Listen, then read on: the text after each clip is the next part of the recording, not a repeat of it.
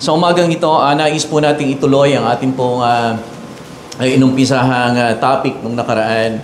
Ang mensahe po na ating inumpisahan nung nakaraan ay breaking the poverty mentality. Pagbasag natin sa mentalidad na tayo po ay laging nagkukulang lamang at cultivating a kingdom mindset. At yun po ang kalooban ng Panginoon sa bawat isa sa atin. Ang sabi ng 3 John 2, Beloved, I pray that you may prosper. Everybody say prosper. In how many things? In all things, and be in health, just as your soul prospers. So yun yung kalooban ng Panginoon sa bawat isa sa atin. Beloved, I pray that you may prosper in some things. No, not some things. But in all things, and be in health, just as your soul prospers. So John chapter 10, verse number 10, mababasa natin ng ganito. The thief comes, yung thief, yung magnanakaw, kaaway, si Satanas, ang diablo, hindi yung asawa mo, hindi yung kapitbahay mo, but the thief comes only in order to steal, kill, and destroy. Yun yung plano ng kaaway sa buhay natin. Tayo ay sirain, patayin, at pagnakawan. Subalit sabi ng Panginoon, I came that they, my sheep, have and enjoy life. Everybody say, enjoy life. Enjoy life. Amen. So hindi dinisenyo ng Diyos na ang buhay ay maging pahirap.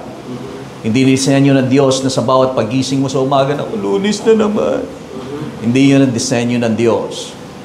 Yung lalagpasan mo lang yung bawat araw, hindi yun yung disenyo ng Diyos sa buhay natin. Kung yun man ang kalagayan natin, nais tayo ng Diyos na hanguin mula doon, sapagkat nais ng Diyos na tayo pagpalain that we may have and enjoy life and have it in abundance to the full till it overflows.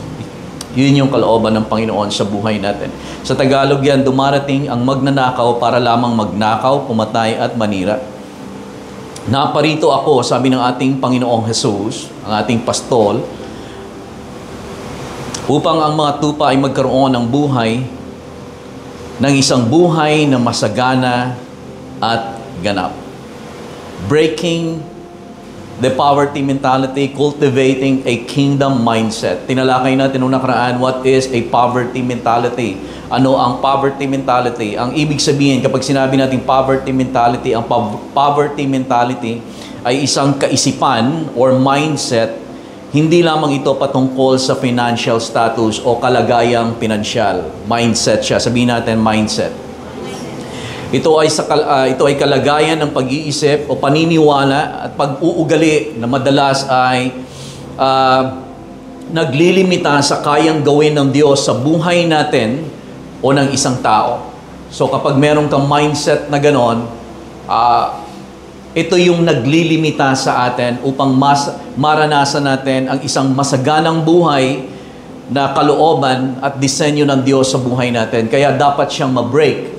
Kasi ang tayo bilang mga anak ng Diyos, dapat ang isipan natin ay makalangit na isipan. Subalit kapag ang isang tao ay merong poverty mentality, kasalungat nito at kabaligtaran nito ang pagkakaroon ng makalangit na kaisipan. Ang makalangit na kaisipan ay pananampalataya at kasaganaan at provision. Yun yung makalangit na kaisipan. Pananampalataya. Lagi siyang nananampalataya. Kahit na may nararamdaman, nananampalataya. Ang poverty mentality, ang ugat nito ay takot at kawalan ng pananampalataya sa Diyos. Kaya ito ay, ang poverty mentality, ang pagkakaroon nito, ay nakaugat ito sa takot. Natatakot kang hindi ka makakain. Natatakot kang kung ano ang mangyayari bukas. Yun yung ugat nito. At ito ay kawalan ng pananampalataya sa Diyos. Tingnan natin ang Matthew. Nais kong basahin ang Matthew chapter 6, verse 25 to 33. Kaya't sinasabi ko sa inyo, huwag kayong mabalisa tungkol sa inyong kakainin at sa inyong iinumin upang kayo'y mabuhay o kaya'y tungkol sa susuotin ng inyong katawan. Hindi ba't ang buhay ay higit na mahalaga kaysa pagkain at ang katawan kaysa damit? Masdan ninyo ang mga ibon. Hindi sila nagtatanim ni umaani man o kaya ay nagtitipon sa kamalig, ngunit pinapakain sila ng inyong amang nasa langit. Hindi ba't higit kayong mahalaga kaysa sa mga ibon? Sino sa inyo ang makakapagpahaba ng kanyang buhay ng kahit isang oras sa pamamagitan ng kanyang pagkabalisa? At bakit kayo nababalisa tungkol sa pananamit? Isipin ninyo kung paanong tumutubo ang mga bulaklak sa parang. Hindi sila nagtatrabaho ni gumagawa ng damit. Ngunit sinasabi ko sa inyo, kahit si Solomon na napakayaman ay hindi nakapagdamit ng singganda ng isa sa mga bulaklak na ito. Kung dinaramta ng Diyos ang damo sa parang na buhay ngayon at kinabukasan ay ginagatong sa kalan, kayo pa kaya? Kay liit ng inyong pananampalataya sa Kanya. Kaya ang hindi, kumbaga, ito kasi, ang poverty mentality ay ito'y pagpapakita ng kawalan ng pananampalataya sa Diyos. Kaya ang mga tao ay merong mentalidad na ipoprovide nila ang para sa sarili nila, mag-hoard sila, magdadamot sila sapagkat hindi nila nakikilala or hindi ganon ang kanilang pananampalataya na merong Diyos at ang Diyos na ito ay Diyos Ama, na He is a generous God and He provides. Isa sa katangian ng ating Diyos na God, He is the ultimate provider. Siya ang Diyos na sinasamba natin. Kaya't huwag kayong mag-alala, baka kayo kapusin sa pagkain, inumin o damit. Hindi ba't ang mga hentil ang nagbabahala tungkol sa mga bagay na yan? For after all these things, 31, therefore do not worry. Therefore do not worry, saying, what shall we eat? What shall we drink? What shall we wear? For after all these things, the Gentiles seek. Ito yung hinahanap ng mga hentil. Ito yung kanilang pilit na pinagsusumikapan nilang makamtan upang madamitan ang sarili, mapakain ang sarili. After all these things, the Gentiles seek, sabi niya, for your heavenly Father knows what you need, that you need all these things. Alam ng Diyos, ninyong Ama. Alam na ng inyong Ama na nasa langit na kailangan ninyo ang lahat ng yan. Kaya sinabi niya, napakaliit ng inyong pananampalataya. Alam niyo po ba na ang Diyos, ang sabi ng Matthew chapter 7, kung titingnan ninyo, Matthew 7:7 to 8, ask and you will receive. Seek and you will find. Knock and the door will be open. Ang sabi ng 7:7, Matthew 7:7, ask and you will receive. Pag humingi kayo, makakatanggap kayo. Ang sabi ng Luke chapter, I think 6, sabi niya, kung sino sa inyo ng mga anak, kayo ng mga masasama, na kahit humingi sa inyo ang inyong anak ng itlog, bibigyan ba ninyo siya ng bato?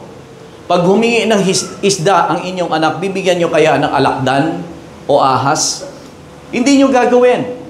Sabi ng Panginoon, ang inyo pa kayang Ama na nasa langit, na kayo kapag humingi sa Kanya, hindi kaya kanyo bigyan ng mabubuting bagay?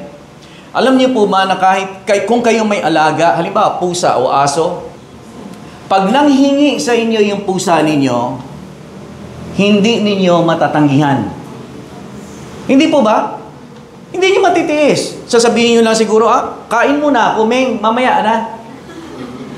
Pero hindi nyo matitiis na pag humihingi sa inyo na hindi ninyo pakakainin.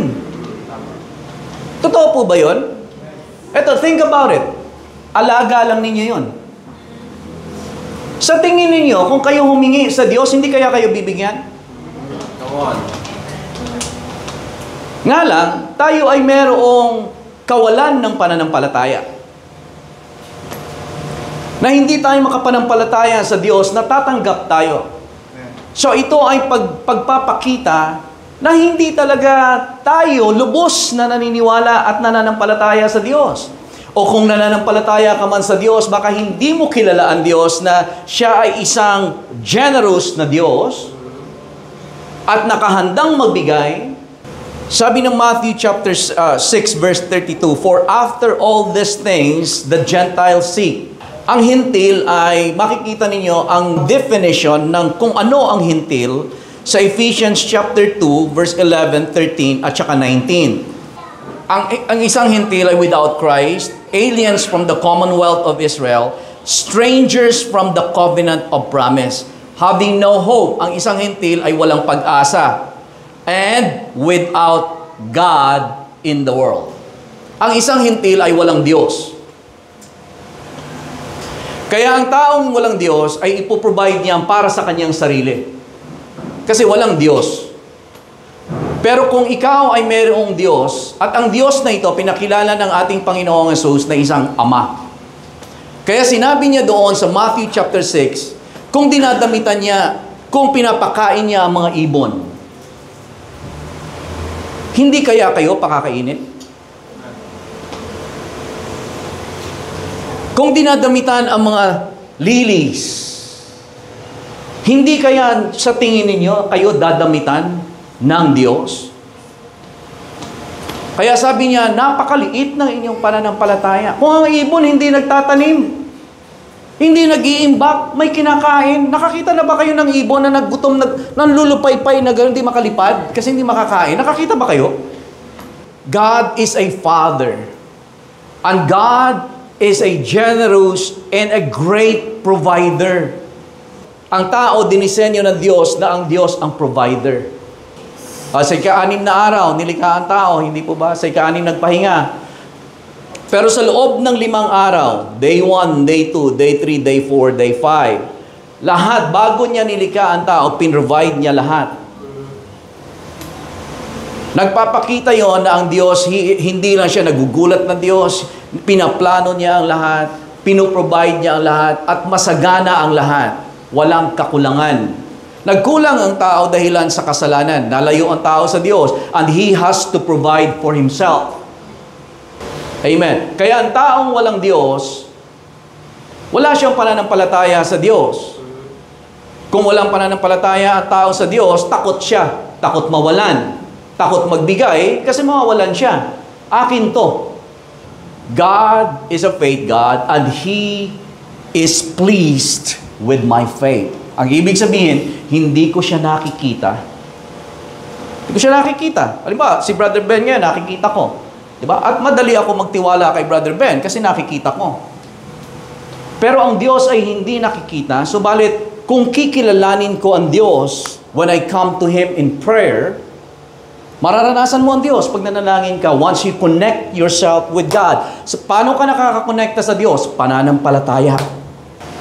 Right? Think about it. God is pleased with faith. Ang sabi niya kay Thomas, ang sabi ni Thomas, maliban. Hindi ako maniniwala. Sabi ng mga alagad, nakita namin si Lord. Nabuhay muli. Pero overwhelmed si Thomas ng pangyayari. Sabi niya, naman kayo nagbibiro ng ganyan. Maliban, sabihin ko sa inyo, maliban na maitusok ko yung aking daliri sa butas na pinagpakuan sa kanya, hindi ako maniniwala. Sabi niya, teka, pwede siguro ako maniwala pag yung butas. Pero ito pa isa, dapat dalawa. Maliban na mailagay ko yung daliri ko doon sa pinagpakuan sa kanya, at yung aking, maipasok ko yung aking kamao doon sa sa tagiliran niya na nilagyan ng sibat, doon lang ako maniniwala. Sabi ni Tomas, para kay Tomas, to see is to believe. Nagpakita ang Panginoon the second time sa kanila. Ngayon, nandito na si Tomas. Kasama nila, nagpakita. Sabi ng Panginoon, ilagay mo yung daliri mo dito. Ilagay mo yung kamao mo dito. Tapos nung Sabi ni Tomas, "My Lord and my God." Naniwala si Tomas. Anong sinabi ng Panginoon? Sabi niya, you believed because you see. Naniwala ka sapagkat nakita mo. Tingnan niyo mabuti, sabi ng Panginoon, more blessed are those who believe yet did not see. Mas mapalad yung nanampalataya ng hindi nakakita. Ang pananampalataya natin minsan, mga kapatid, nasa kung ano ang maranasan mo, kung anong mahipo mo, maranasan mo, makita mo, doon ka mananampalataya. But God is a faith God. Ang lahat ng pag-aari ng Diyos ay hindi niya pinababayaan. May anak ka, halimbawa, pababayaan mo? Hindi mo pababayaan. Tinawag sabi ng Luke chapter 6, Luke chapter 6 verse 11, kung hindi ako nagkakamali. Sinabi niya, humanghingi kayo, tatanggap kayo. Kayo ng mga masasama, ng mga tatay, hindi niyo nga kayang bigyan ang anak ninyo ng bato kung nanghihingi ng itlog, ako pa kaya? Kaya lang ang problema ay nasaan ang inyong pananampalataya. Sa verse 19, "You are no longer strangers and foreigners." Hindi ka na stranger sa Diyos. Hindi ka na foreigner. Kilala ka niya. Ang sabi ng BBE, you have been numbered in God's own family. Hindi mo lang maaari, hindi lang natin alam kung anong bilang natin, pero numbered ka. May bilang ka. Pagdating sa upuan sa lamesa, pagkakain, ang mga anak ko, meron silang kanya-kanyang upuan. Kahit anong kuhanin nilang upuan. Pero di ba, madalas may favorite spots. May upuan yan. Sa pamilya ng Diyos, may sarili ka upuan.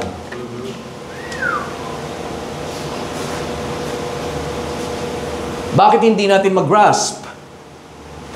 Anong sabi ng Panginoon? O kay liit ng inyong pananampalataya.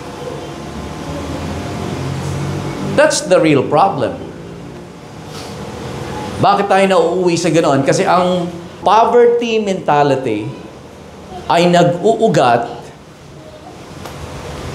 sa takot at kawalan ng pananampalataya sa Diyos. How does poverty mentality look like? Yung mga identifying signs niya. So yun yung tinatawag nating hoarding at saka yung stinginess. Naalala po ba ninyo yan? Ang hoarding ay pag-iimbak, nag-iimbak ka upang maitago mo.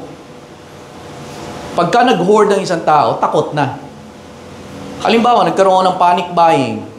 Nag-aagawan sa grocery. Takot. Alam mong mauubusan. Hoarding. Stinginess. Yung pagiging maramot. Siyempre, kaya ka nagiging maramot kasi alagaan mo ang sarili mo. Ang key characteristics o katangian nito, yung paniniwala na there is never enough.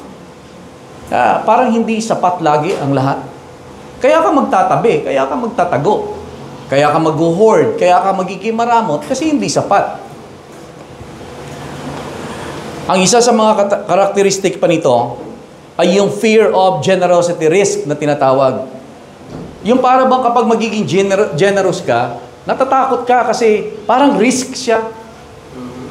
Parang kapag binigay ko to, kahit nasa tithes, hindi natin magawa. Kasi mawawalan ako. Right? So anong ugat niya? Takot at kawalan ng pananampalataya sa Diyos. May kilala ako mga tao, dati mga generous.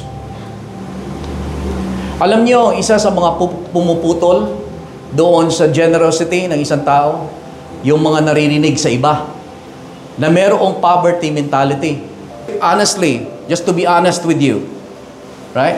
Ang atin pong mga manggagawa dito, lahat yan siya volunteer, including myself. Ang ibig sabihin ng volunteer, wala yan siyang allowance. From time to time, ang Panginoon, sapagkat tayong lahat ay nakatingin sa Panginoon, right? Nagbibigay tayo sa Panginoon, nagbibigay tayo sa ating mga workers. From time to time. Pero wala yan siyang allowance na monthly may natatanggap. Sapagkat ang mata nating lahat ay nasa Panginoon. We walk by faith, not by sight. Amen. Alam ko wala dito sa church natin yon.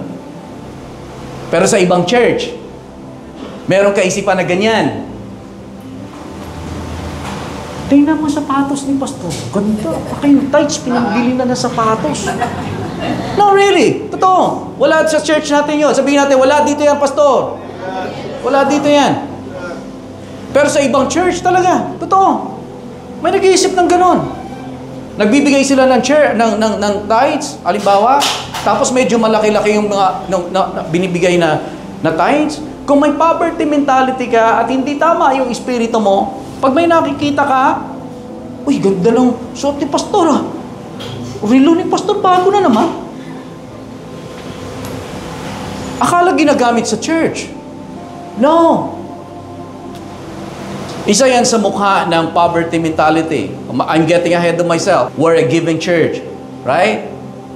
Oh, let's go a step notch further. We are a generous church.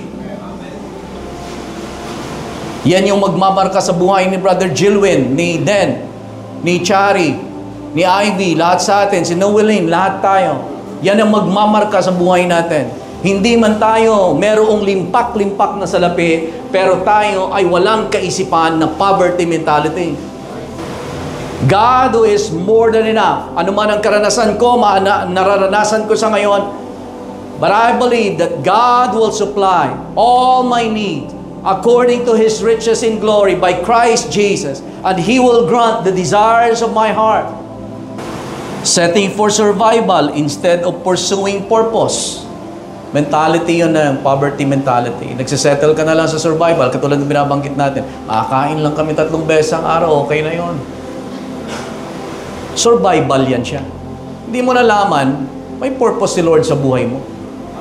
Ang iniisip mo lang sarili mo. Isipin mo yung iba na matutulungan mo. Amen. Amen. Kaya lang, limitado ka. Kasi iniisip mo sarili mo. Kaya wala ka rin tinatanggap para lang sa sarili mo. Pero kung magkakaroon ka, halimbawa, ng mindset na, Lord, I am blessed to be a blessing. Alam nyo, ito medyo masakit ito, pero wala dito sa atin to. Ang isa sa mga senyales o sintomas ng poverty mentality, pagnanakaw, panlalamang sa kapwa at panloloko. Isa yun siya sa kapag ikaw halimbawa nasanay, kaya yung mga tao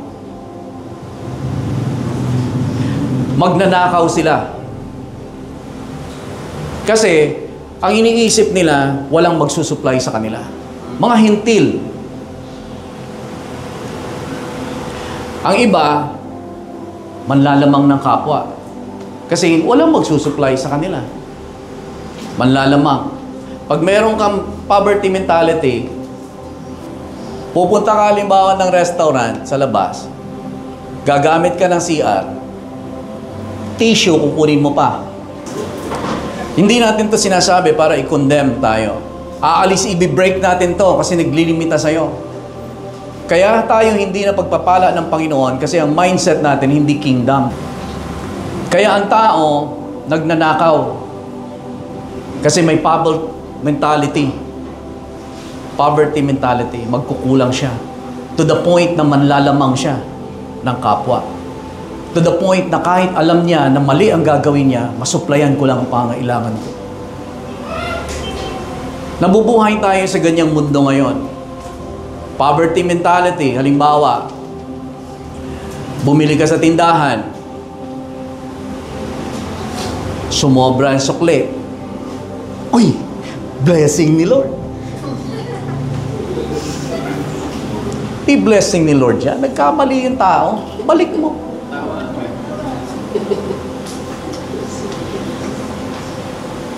Amen. Katulad ng pinatotoo natin nung nakaraan, nananalangin, Lord, dami kong bayarin, Lord. Breakthrough finances. Sa McDo, nakaiwan ng sling bag. Kita mo, puno ng pera. Ano gagawin mo? Test yan siya ng integrity mo. Amen. Pero kung tayo ay nanampalataya tayo na ang Diyos ang ating provider, yung gagawin yung mga bagay na yan.